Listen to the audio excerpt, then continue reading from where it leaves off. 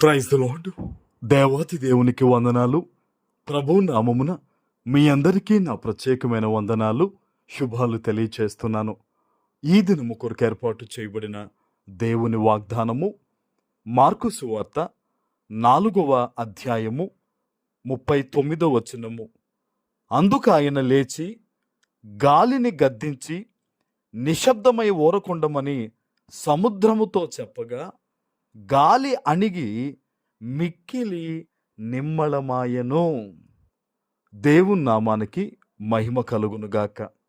ఈ ఉదయకాల సమయంలో సర్వశక్తివంతుడగు నీ తండ్రి గొప్ప వాగ్దానాన్ని నీకు అందిస్తూ ఉన్నారు.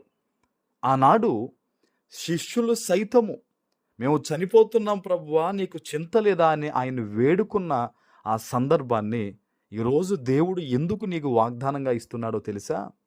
శిష్యులు కూడా సముద్రంతో మాట్లాడలేకపోయారు. ఆయన శిష్యులు కూడా గాలిని గద్దించలేకపోయారు. కానీ దేవుడు ఒక్కడే గాలితోనూ సముద్రముతోనూ మాట్లాడి ఊరకుండమని నిమ్మళమైపోమని చెప్పగానే గాలి ఆగిపోయిందంట, సముద్రము నిమ్మళమైపోయిందంట. హల్లెలూయా. ఈరోజు నీ ఇబ్బందికరమైన పరిస్థితులతో దేవుడు మాట్లాడగలడు. నీ అప్పు బాధలతో, నీ యొక్క ఒంటరితనముతో, నీకున్న కష్టాలతో, నీ ఇబ్బందులతో దేవుడు మాట్లాడగలడు ఆయన. హల్లెలూయా. మనిషిగా మనకైతే ఈ మాట నమ్మడానికే అసాధ్యం అనిపిస్తుంది, కానీ సజీవుడైన మన తండ్రికి, ఈ సర్వ సృష్టిని సృజించిన తండ్రికి ఆయన ఎవరితోనైనా ఏ విధంగానైనా మాట్లాడగలడు. సముద్రము ఆ పడవ మీదకి వచ్చి ముంచెత్తుతున్నప్పుడు సముద్రముతో దేవుడు చెప్పాడట మౌనంగా ఉండమని. దెబ్బకి నిమ్మళం అయిపోయిందంట సముద్రం అంతా కూడా, ఆ తుఫాన్ అంతా ఆగిపోయిందంట. ఎంత అద్భుతం అది!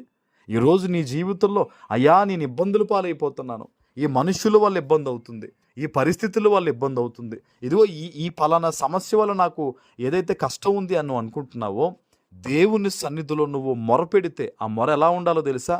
నా దేవుడు మాత్రమే చేయగలడు, నా దేవునికి ఇది సాధ్యము అని నమ్మకంతో, ఆయన మీద నమ్మకంతో నువ్వు ప్రార్థన చేసుకుంటే గనక ఖచ్చితంగా నీ పరిస్థితులతో దేవుడు మాట్లాడగలడు. ఆయన ఒక్క మాట పలికితే ఇబ్బందికరమైన పరిస్థితులన్నీ మౌనం అయిపోతాయి. హల్లెలూయా. ఆనాడు దానియేలు గారిని కూడా సింహాల మధ్యలో పడవేశారు.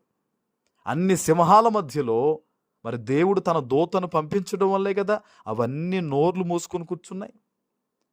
తర్వాత రోజు ఆయన క్షేమంగా దానియేలు గారు బయటికి రాగలిగారు కదా. ఈరోజు ఈ వాగ్దానాన్ని నువ్వు ఎక్కడి నుంచి వింటున్నావో, నువ్వు అనుకోవచ్చు, నా బిడ్డ దారి తప్పుకుపోయాడు, నా కుటుంబం దారి తప్పుకుపోయింది, పలానా వ్యక్తులు దారి తప్పించేశారు, ఇంకా మేము పలానా ఈ కోర్టు కేసుల విషయంలో ఇబ్బందులు పడుతున్నాం, ఇలాగా నువ్వు ఏదన్నా అనుకోవచ్చు. నేను ఒకటే చెప్తాను, యథార్థంగా దేవుని దగ్గర నడుచుకుంటూ పవిత్రమైన జీవితాన్ని జీవిస్తూ నీ తండ్రిని నువ్వు ఏది అడిగినా ఖచ్చితంగా నీ తండ్రి చేస్తాడు ఆయన. ఆమేన్. ఆయన అందుకే అన్నాడు, మీరు చెడ్డవారయ్యుండియు మీ పిల్లలు మంచి వాటిని మీరు ఇవ్వాలని కోరుకుంటారు కదా, మరి పరలోకపు తండ్రి అంతకైనా శ్రేష్టమైనది ఇస్తాడు కదా అని దేవుడు అందుకే అన్నాడు. మన బిడ్డలకి మనం ఒక ఉన్నతమైన భవిష్యత్తు ఇవ్వాలని కోరుకుంటామే, మరి పరలోకపు మన తండ్రి మనకి ఎంత గొప్పది ఇస్తాడు. ఈరోజు నువ్వు ఆలోచించు. ఆనాడు ఏదైతే దేవుడు అద్భుతంగా తన నోటి మాటతో ఆ గాలిని సముద్రాన్ని గద్దించి వాతావరణాన్ని ప్రశాంతంగా చేశాడు, ఈరోజు నీ జీవితంలో కూడా దేవుడు అద్భుతమైన మాట పలకబోతున్నాడు. నీ పట్ల బలమైన కార్యాలు జరగబోతూ ఉన్నాయి. నీ శత్రువులందరూ కూడా నిమ్మళమైపోబోతున్నారు. యేసు నామములో అద్భుతమైన కార్యము ఈరోజు నీ పట్ల జరుగునుగాక.